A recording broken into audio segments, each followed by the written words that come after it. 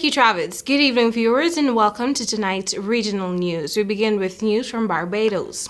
Prime Minister Mia Mottley said her administration will be taking measures to brace for the possible impact of the unrest in Ukraine and Russia. According to Mottley, the unrest could have implications for the cost of fuel and food, the supply of food, and result in disruptions in the supply chain globally. Speaking during Saturday's COVID-19 update, however, she noted that Barbados' reserves stood at over $3 billion, representing about 37 weeks of import cover, giving the country the ability to have adequate buffer to deal with the capacity to manage increased prices.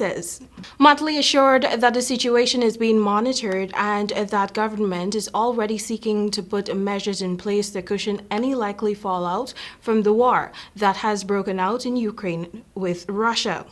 In addition, she noted that efforts were being undertaken by the Ministry of Agriculture, Food and Nutritional Security to boost food production in the country to ensure Barbados was in a better position to feed its people. Mottley added that during the recent trip to Guyana, discussions were being held about the urgent importance of having Barbados-Guyana Food Terminal established. She further noted that a recent Council for Trade and Economic Development meeting also examined the plans to allow Barbados to produce 25% of food that was currently being imported by 2025.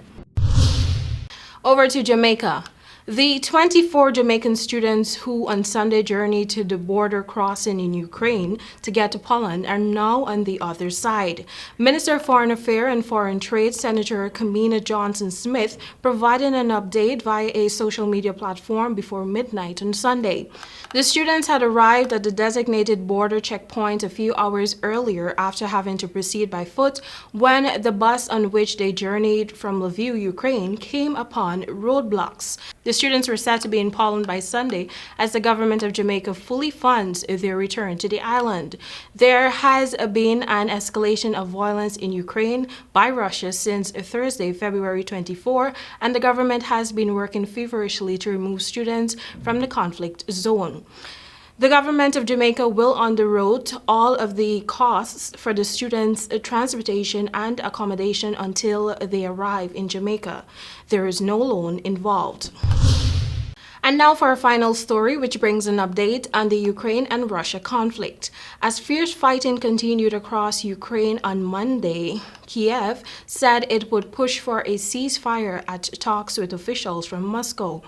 The meeting on the Belarusian border comes after Russian President Vladimir Putin ordered his nuclear deterrent force to be on high alert, a huge escalation in Russia's confrontation with Western powers who have increased their supply of lethal aid to Ukraine and imposed crippling financial sanctions on Moscow.